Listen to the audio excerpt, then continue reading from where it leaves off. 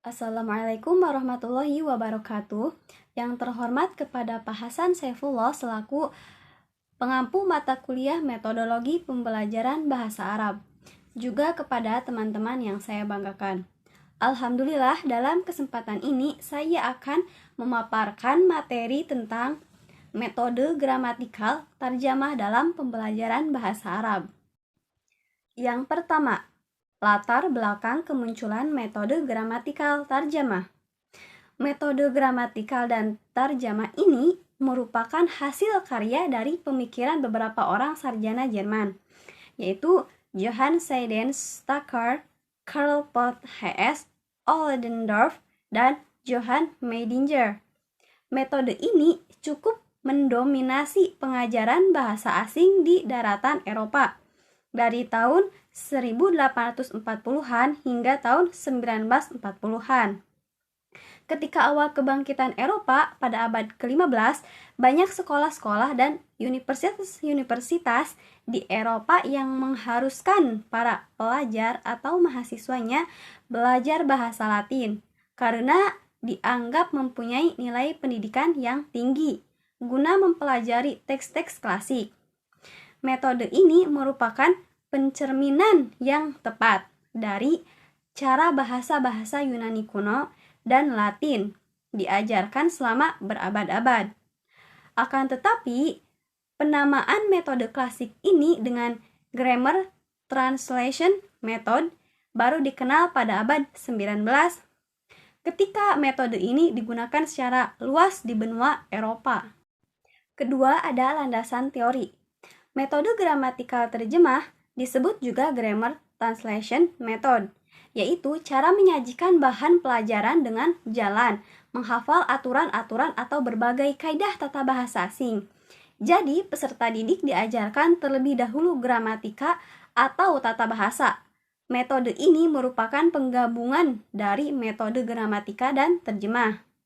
Dasar pokok metode ini adalah hafalan kaidah, analisis gramatika terhadap wacana, lalu diterjemahkan ke dalam bahasa yang digunakan sebagai pengantar pelajaran. Titik tekan metode ini bukan melatih para peserta didik, bukan pandai berkomunikasi secara aktif, melainkan memahami bahasa secara logis yang didasarkan pada analisis cermat terhadap aspek kaidah tata bahasa. Selanjutnya, karakteristik metode gramatikal tarjamah.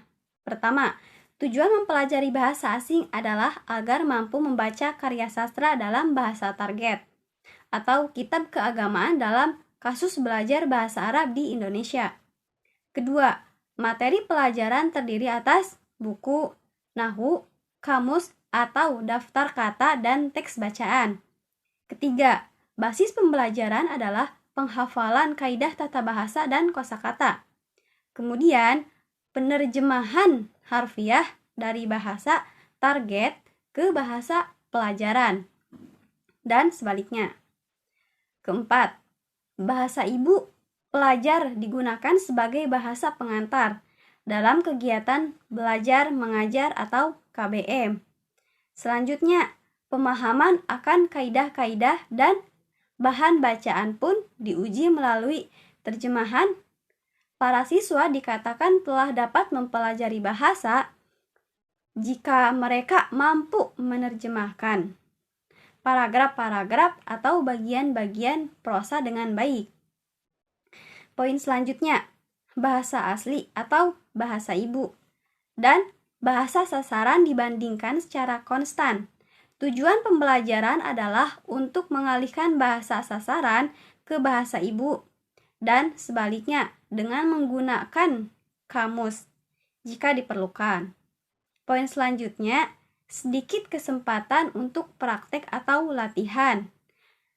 Latihan menyimak dan berbicara selama penggunaan metode ini karena lebih memusatkan pada latihan-latihan membaca dan terjemahan.